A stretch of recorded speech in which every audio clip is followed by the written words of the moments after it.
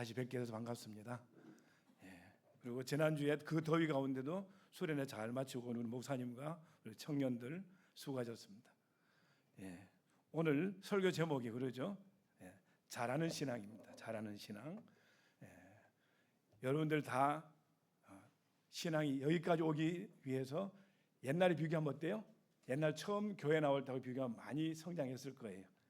그리고 청년들 수련회 갔다 온 사람들 특히 은혜 받고 난 사람들은 그 은혜를 어떻게 하면 앞으로 유지할까 점점 날마다 성장하게 되길 바랍니다. 그래서 말이죠, 이 더위 가운데 여기까지 예배드리러 왔는 나 자신, 그리고 그때 옛날에 비교해서 이렇게 많이 성장하는 자기 자신을 격려를 좀 하기 바랍니다. 토닥토닥하면서 잘 컸다, 잘 컸다. 저하고 좀 오래 신앙생활 했던 분들은 옛날에 뭐 주일날 많이 빠지고 했던 분들이 요새는 꼬박꼬박 나와서 앉아서 예배드리고요, 인격도 그렇고 신앙도 그렇고 많이 성장한 걸 보면은 참 감사해요. 하나님께서 오늘도 저와 여러분들에게 큰 은혜 주실 줄 믿습니다. 한번 기도하겠습니다. 하나님 아버지, 오늘도 말씀하여 주시옵소서. 저희들이 듣겠사오니 들을 수 있는 귀를 주시고 그 말씀을 믿을 수 있도록 하시고 그 말씀대로 살아갈 수 있는 능력을 더하여 주시옵소서. 그래서 날마다 우리의 신앙이 예수 그리스도를 닮아가고 성장하는 신앙이 되게 하여 주시옵소서. 예수님 이름으로 기도드립니다. 아멘.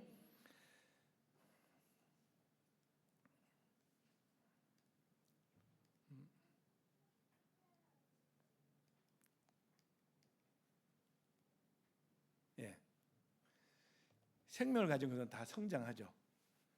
그래서 성장하는 게 왜 안 되죠?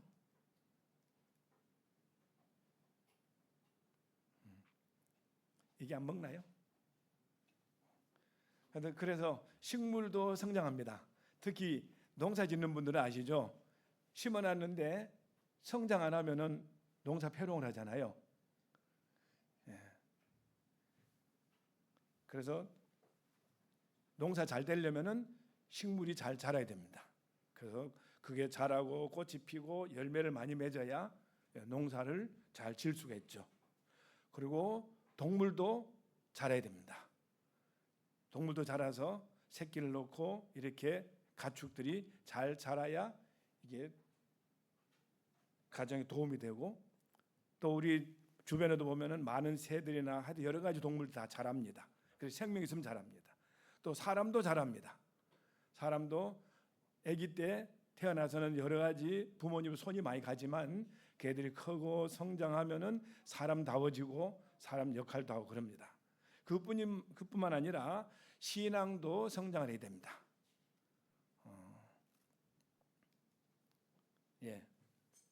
신앙도 성장해야 됩니다. 여러분들이 날마다 주님 안에서, 그래서 성경에서 뭐냐면은 그리스도를 닮아가기까지, 예수님까지 성장하라 이렇게 했습니다.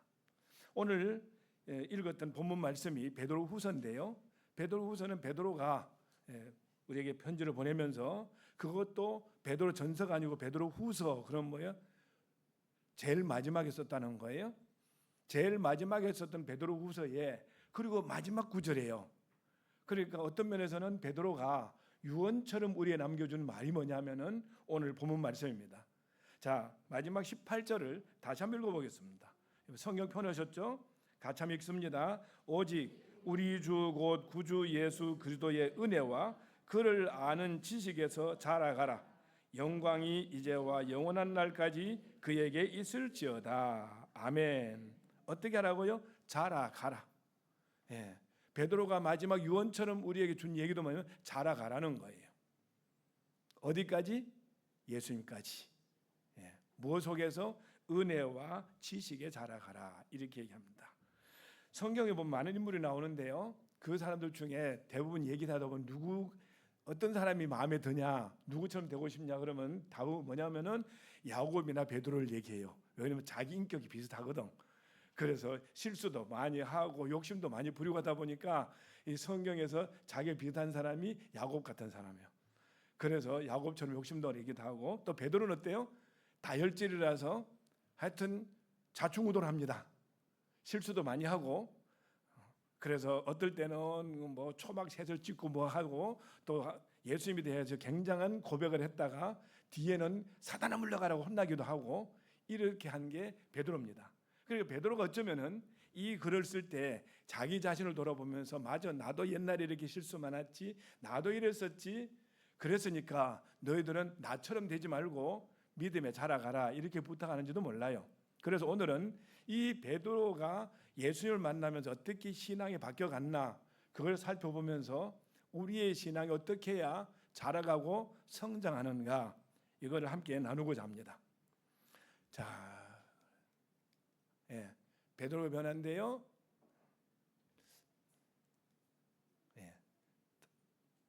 다시 한번 올려주기 바랍니다.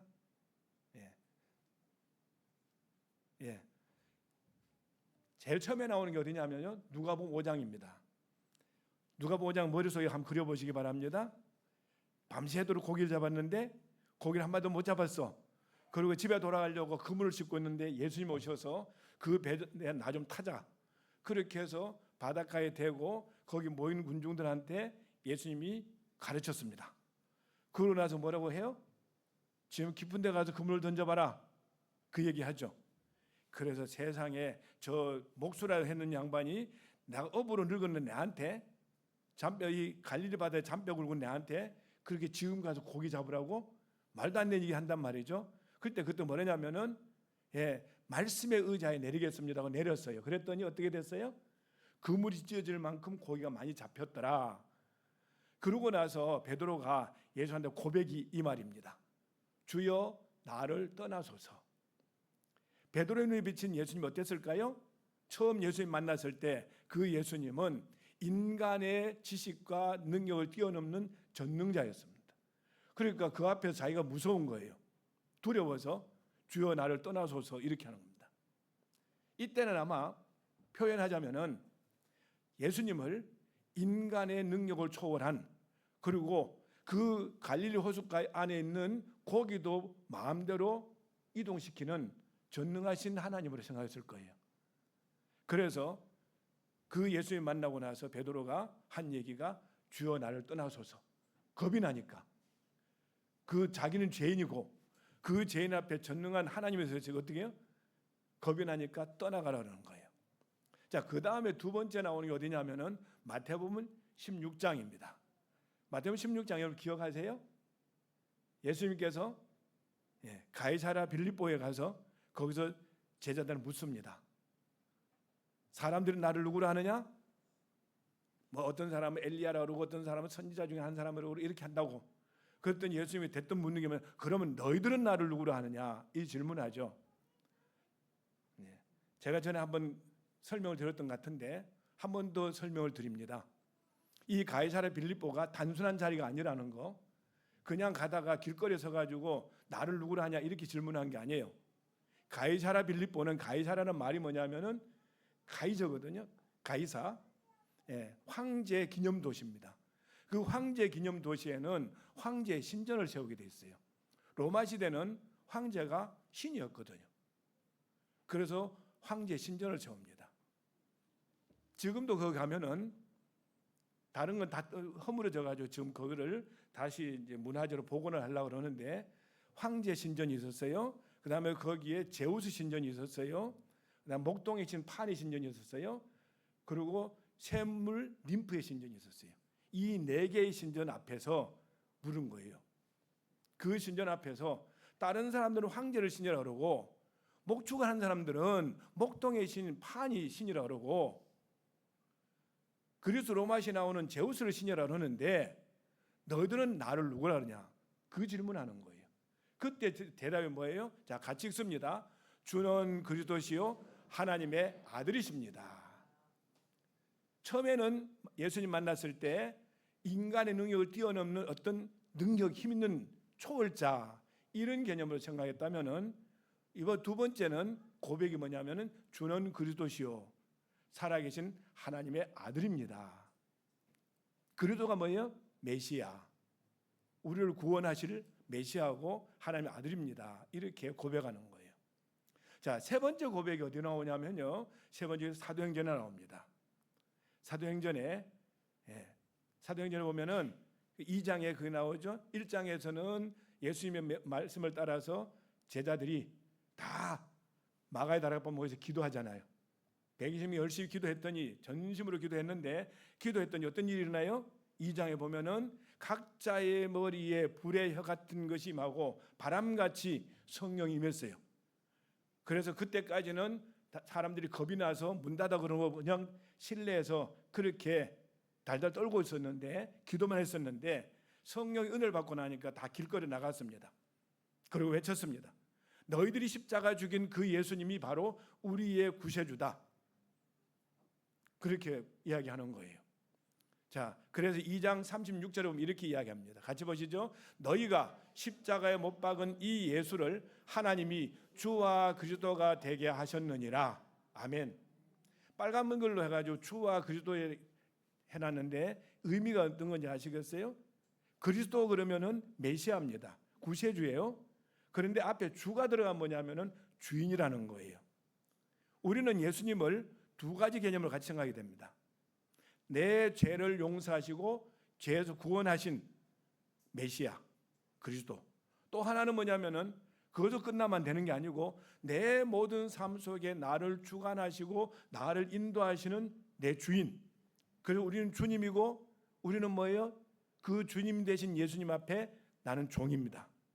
그래서 보통 목사님들이 하나님의 종, 주의 종 그러죠. 목사만 그런 게 아니고요. 여러분들 모두가 주님 앞에 종이에요. 그러니까 어떻게? 주인이 시키면 해야 된다, 안 해야 된다? 당연히 순종해야 되는 거예요. 주인이 시키는데 내가 이해할 수 없다 해서 안 하면 안 되는 거예요.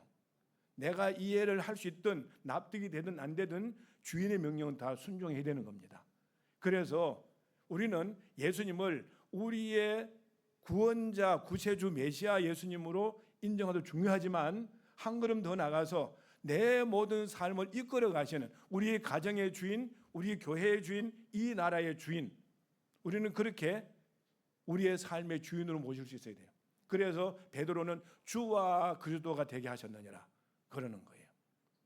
그래서 베드로는 이렇게 예수님을 인정하고 나가서 길거리 다니면서 다 복음을 전합니다.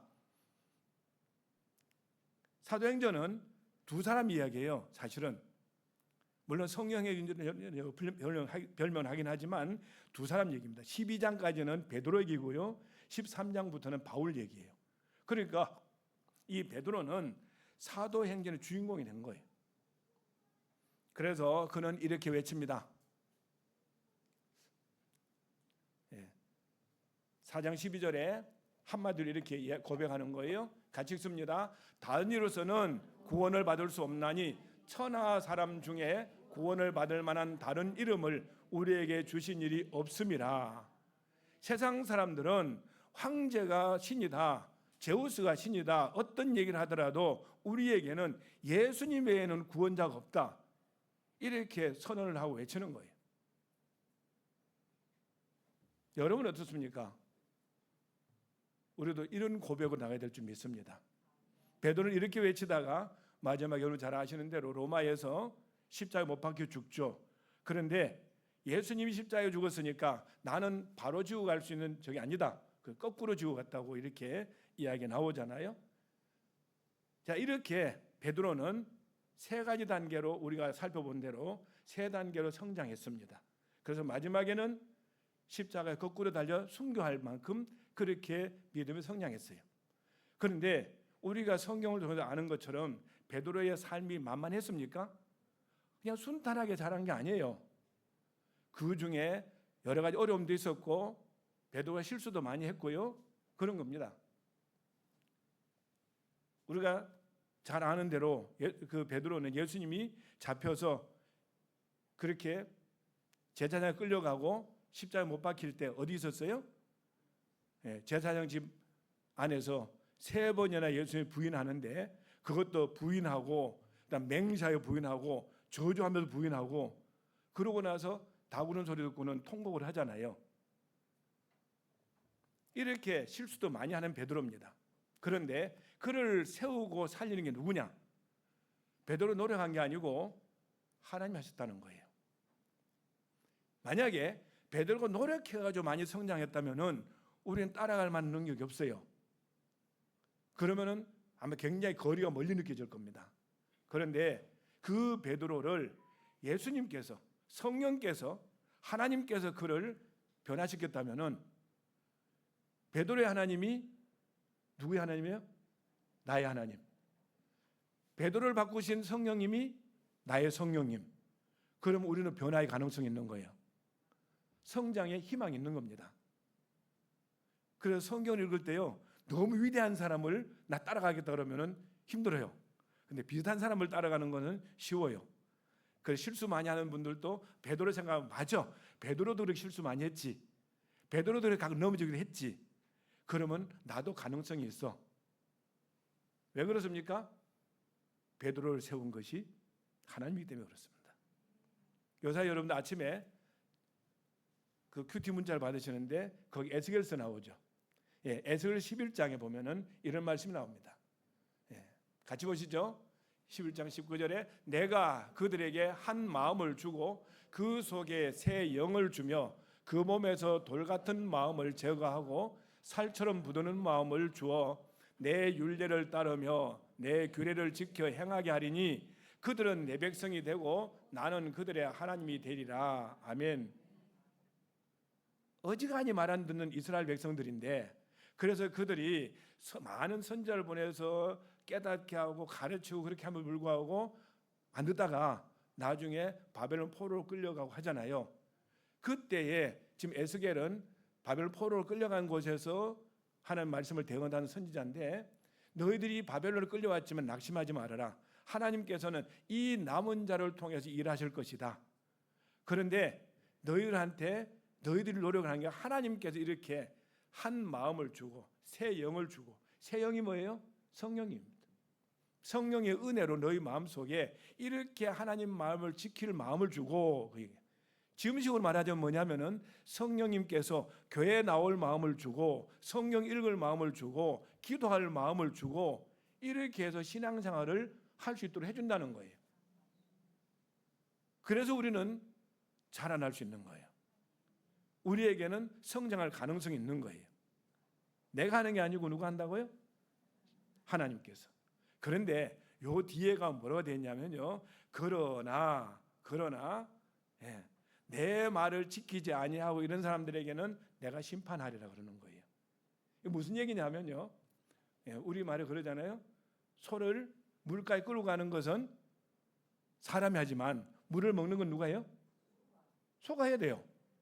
아무리 콧줄에 잡고 끌고 가도 안 먹게도 버티는 놈한테는 대책이 없어요. 하나님께 이렇게 아무리 새 마음을 주고 새로운 걸 할 수 있도록 해줘도 극구 그것을 거절하고 받아들이지 않는 사람한테는 하나님 대책이 없는 거예요. 그래서 이걸 뭐라 그러냐? 우리는 반응한다 그러는 거예요. 하나님 우리의 감동을 줬을 때 반응하는 거예요. 아까 우리 목사님이 광고 시간에 그랬잖아요. 예, 가족 찬양이나 개인 찬양에 대해 가지고 마음에 찔림이 오면은 하라고. 그 찔림이 뭐예요? 감동이요. 예. 그래서 하나님께서는 이렇게 우리에게 성경을 읽을 마음도 주고 기도할 마음도 주고 할 때 거기 반응해서 예, 성경 읽겠습니다 하고 펼치면은 그러면 성경이 이해가 되는 거예요. 아무리 그런 마음을 줘도 나는 성경 안 읽고 그래서 접어놓고 한쪽에 두면은 대책이 없는 거예요. 여러분 반응하시기 바랍니다. 예. 저도 그런 일을 입었었는데 제가 처음 청년 때 예수 믿고 나 얼마 되지 않아서 하나님 어떻게 하면은 이 말씀에 대해서 좀 깊이 알까 그런 생각을 하고 기도해서는 어느 날 마음에 성경 읽고 싶어지는 거예요.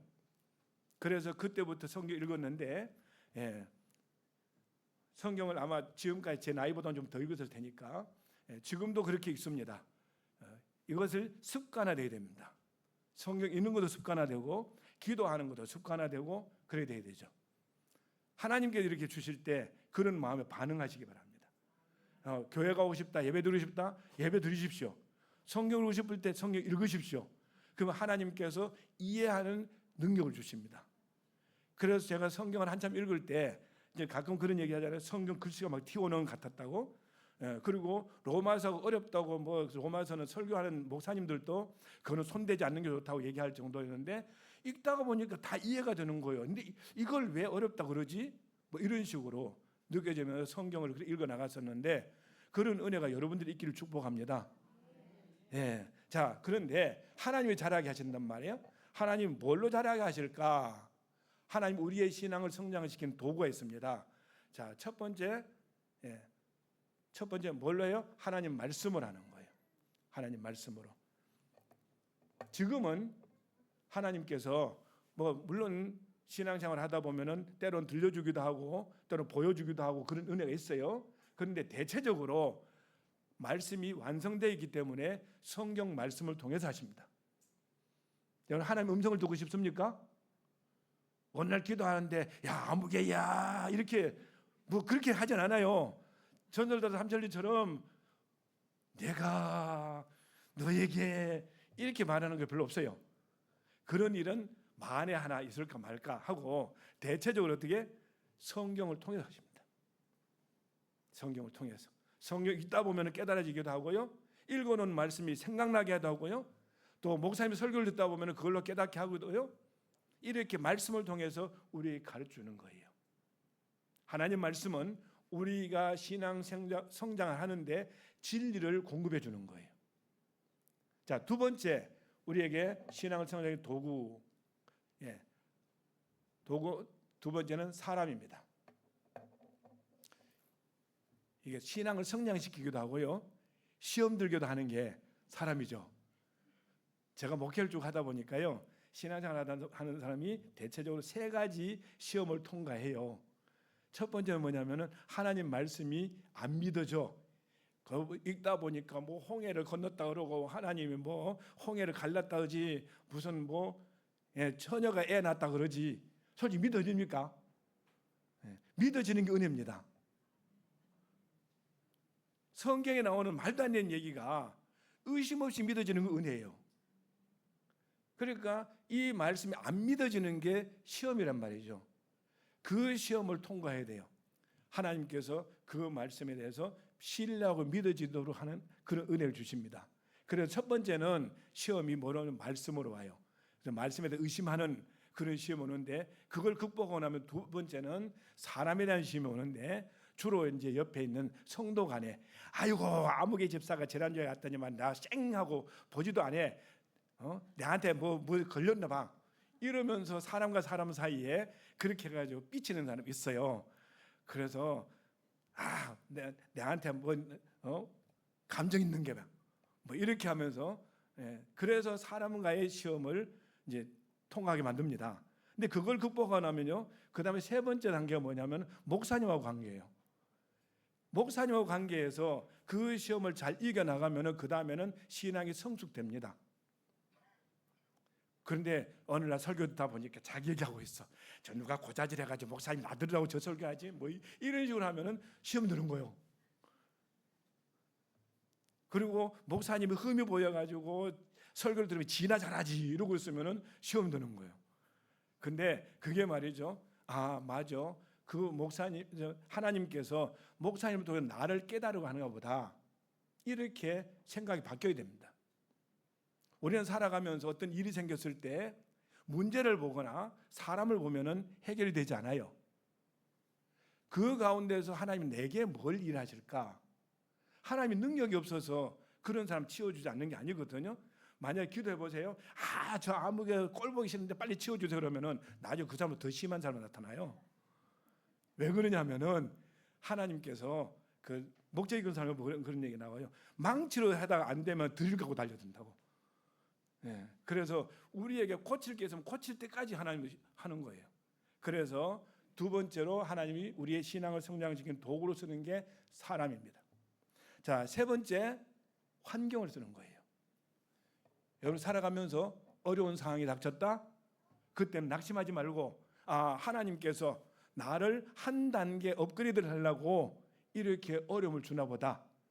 그걸 통해서 내가 고칠 게 무엇인지 내가 바꿀 게 무엇인지 그걸 살펴보면은 내 신앙이 성장할 수 있는 기회가 돼요. 따라서 봐요. 사람은 하나님께서 나에게 붙여주신 지원병이다. 아멘. 내가 힘들고 어려울 때 옆에 도와주는 사람이 있단 말이죠. 예, 옆에 있는 사람은 나를 도와주는 지원병이에요. 만약에 그 사람이 내하고 달라가지고 마음에 안 든다, 그러면 나를 훈련시키는 조교다. 그렇게 생각하시면 됩니다. 우리 뒤에 계시는 우리 박 목사님이 해병대 훈련받았다고 했는데, 해병대 가면 조교가 엄청 무섭죠. 육군이나 일반 그 부대에 있는 조교보다 훨씬 셉니다. 그래서 아주 악랄하다 싶을 정도로 훈련을 시키죠. 그때 말이죠, 못 살겠다 해가지고 도망치면은 그러면 통과 안 됩니다. 그거를 이겨 나가면은 그러면 좋은 특공대가 되는 거예요. 저나 여러분들은 하나님의 특공대입니다. 예, 하나님 특공대입니다. 시시한 군대가 아니고 특공대예요. 항상 여러분 그렇게 생각하기 바랍니다. 나는 일당백이다. 예, 나는 일당백이다. 예배 드릴 때도 일당백으로 하시기 바랍니다. 기도할 때도 일당백으로 하시기 바랍니다. 그래서 나는 특공대이기 때문에 하나님께서 특수훈련을 시켜. 많이 힘든 환경을 가졌거나 어려운 사람을 많이 만났거나 이런 사람들은 맞아, 하나님이 나 특공대 만드는 겁니다.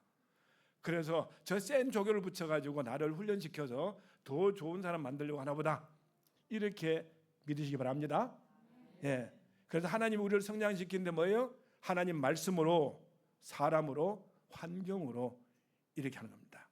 자, 그러면은 우리가 어떻게 해야 우리의 신앙이 성장할 수 있도록 내가 반응할까? 네, 내 신앙이 자라기 위해, 첫 번째 뭐예요?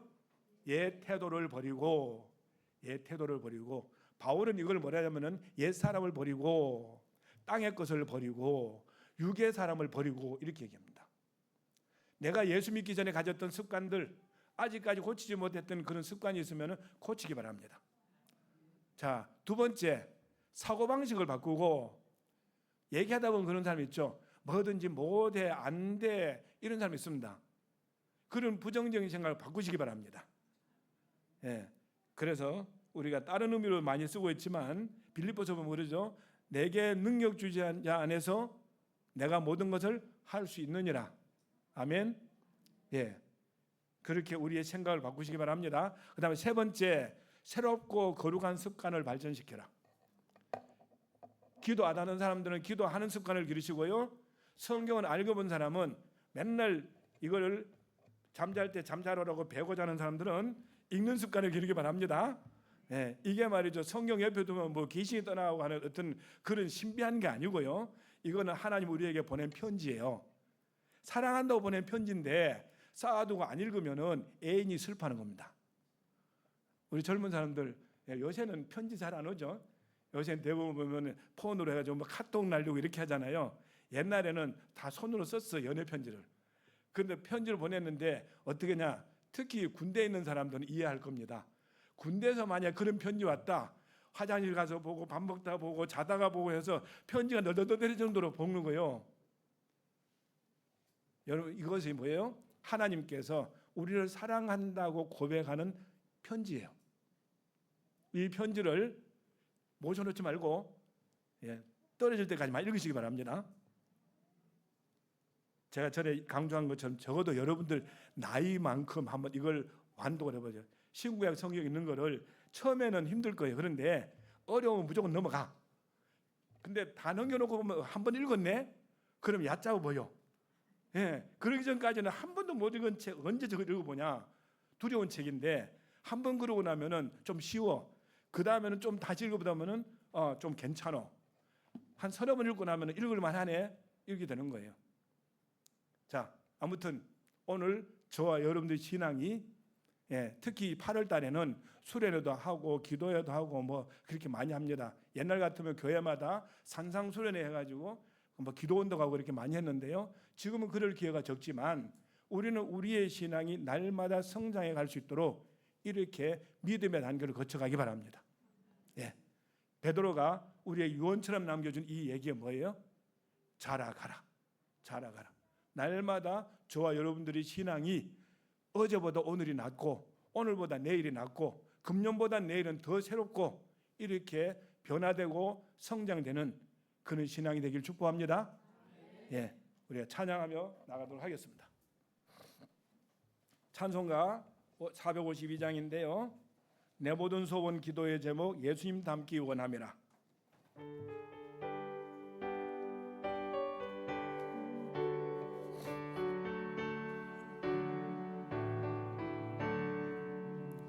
내 모든 소원 기도의 제목 예수님 닮기 원함이라.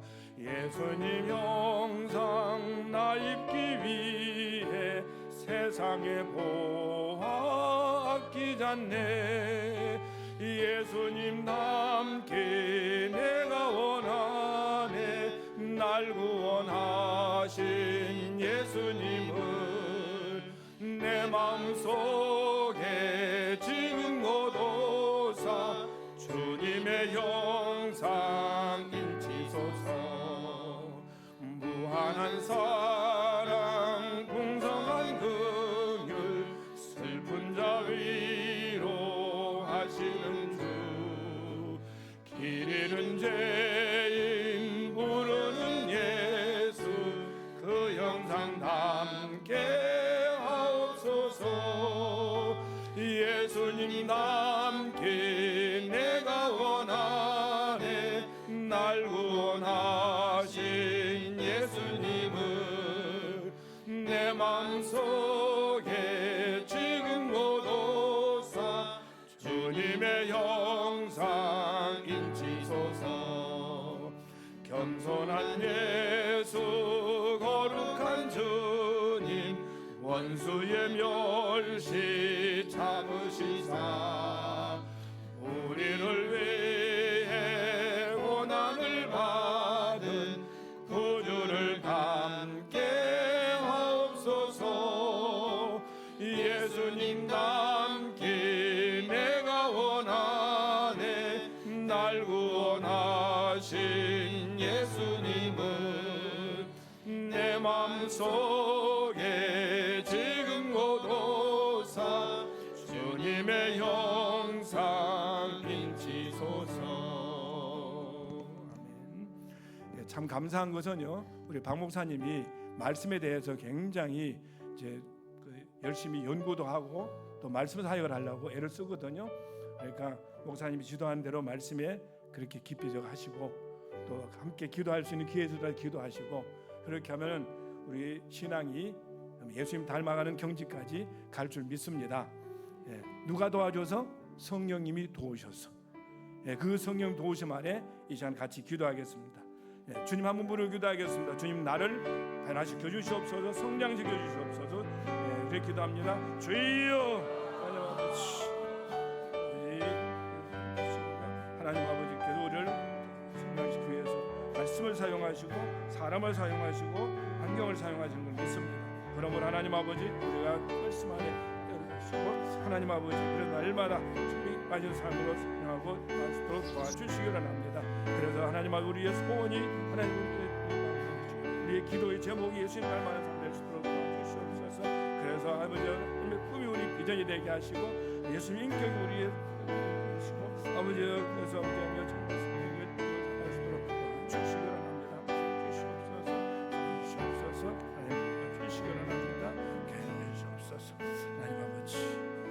하나님 아버지 우리의 소원이 우리의 기도 제목이 예수님 닮기를 원합니다. 그래서 하나님의 꿈이 우리의 비전이 되게 하시고 예수님의 성품이 우리의 인격이 되게 하시고 성령의 능력으로 살아갈 수 있도록 우리를 성장시켜 주시옵소서. 그래서 하나님 아버지 우리가 가는 곳곳마다 하나님 주님 동행하여 주셔서 아무도 예배하지 않는 곳에서 예배자가 되게 하여 주시고 아무도 찬양하지 않는 곳에서 하나님을 드러내고 찬양할 수 있는 믿음의 사람들이 다 되게 하여 주시옵소서. 이제는 우리 구주 예수 그리스도의 은혜와 우리 아버지 하나님의 크고 놀라우신 사랑하심과 성령님의 인도 교통 역사하심이 오늘 말씀을 듣고 이제는 주님 앞에서 우리의 신앙이 성장하기로 다짐하고 그 옛 태도를 버리고 그리고 주님 앞에서 새로운 습관을 가지고 더욱 뜨겁게 주님을 찬양하며 성장하기로 다짐하는 우리 모든 믿음의 지체들과 저들의 가정과 일터와 삶 속에 이 나라의 민족 위에 지금부터 영원까지 함께 하시기를 간절히 축원하옵나이다. 아멘.